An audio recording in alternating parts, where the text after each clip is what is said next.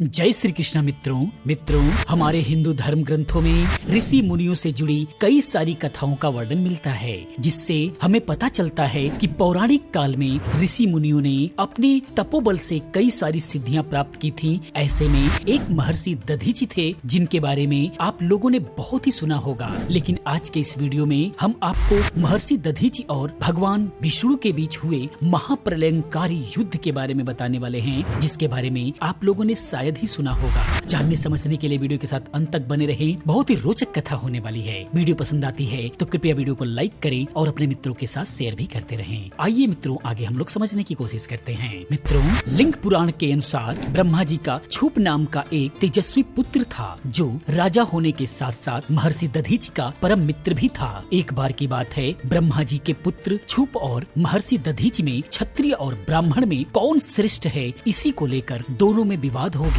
जब राजा क्षुप ने महर्षि दधीचि से कहा कि इस लोक में अग्नि, इंद्र, याम, वरुण, सोम, वायु और कुबेर का तेज एक क्षत्रिय ही धारण कर सकता है और तीनों लोक में दूसरा कोई नहीं, इसीलिए हे मित्र दधीचि, राजा भगवान के समान होता है, इसीलिए तुम्हें मेरी पूजा करनी चाहिए। अपने मित्र क्षुप की मुख से ऐसी कटु वाणी सुन महर्षि दधीचि को बहुत क्रोध आ गया और उन्होंने अपने क्रोध में आकर राजा क्षुप को एक थप्पड़ जड़ दिया। उसके बाद क्षुप को बहुत क्रोध आया और उसने दधीचि के ऊपर वज्र से प्रहार कर दिया। वज्र का प्रहार महर्षि दधीचि सहन नहीं कर पाए और जमीन पर गिर पड़े। अपने इस अपमान से दधीचि बदले की आग में जलने लगे। तब उन्होंने दैत्यों के गुरु शुक्राचार्य को याद किया। अतः शुक्राचार्य ने अपने योग बल से दधीचि के शरीर में प्रवेश कर गए और बोले, हे दधीचि, तुम देवों के देव महादेव का स्मरण करो, क्योंकि मृत संजीवनी विद्या भगवान शिव के पास ही है। शिव की कृपा से तुम अवध हो जाओगे और तुम्हारा कोई वध नहीं कर सकेगा।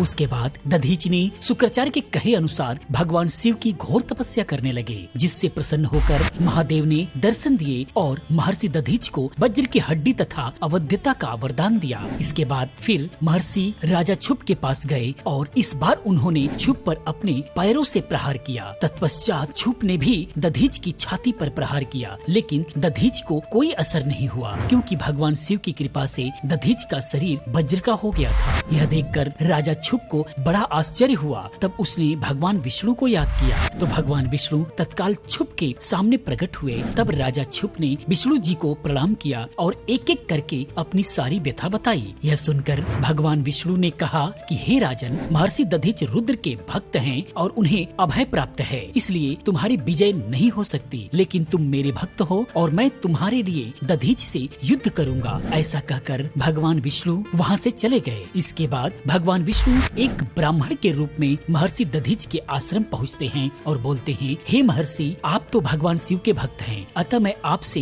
एक वरदान चाहता हूँ, क्या आप मुझे वरदान देने की कृपा करेंगे? तब महर्षि बोले, आप ब्राह्मण के भेष में तीनों लोकों के पालन करता श्री विष्णु हो। भगवान रुद्र की कृपा से मैं भूत, भविष्य और वर्तमान सब देख सकता हूँ। मैं ये भी जानता हूँ कि आपको राजा क्षुप ने यहाँ मेरे पास भेजा है, लेकिन फिर भी मैं आपसे तनिक भी भयभीत नहीं हूँ, अतः आप कृपा करके ब्राह्मण का भेष त्याग दीजिए। ऐसा सुनकर भगवान विष्णु ब्राह्मण का रूप त्याग दिया और बोले, हे दधीचि, आपको तनिक भी भय नहीं लगता है? आप रुद्र की अर्चना में तत्पर हो, इसीलिए आप सर्वज्ञ हो, लेकिन एक बार मेरी आज्ञा मानकर कह दो कि मैं डरता हूँ। भगवान विष्णु की ऐसी बात सुनकर महर्षि दधीचि ने कहा, हे भगवान, मैं रुद्र के अलावा तीनों लोक में किसी से नहीं डरता। महर्षि के ऐसे वचन सुनकर श्री हरि विष्णु को क्रोध आ गया और उन्होंने महर्षि के ऊपर अपने सुदर्शन चक्र से प्रहार कर दिया, लेकिन उससे भी महर्षि को कुछ नहीं हुआ और सुदर्शन चक्र का प्रहार भी विफल हो गया। तब महर्षि हंसकर बोले कि हे भगवान, आपने जिस सुदर्शन चक्र से मुझ पर प्रहार किया है, वह भी आपको महादेव ने ही दिया है, अतः यह मुझे नहीं मार सकता, इसलिए आप कोई और तरीका सोचे।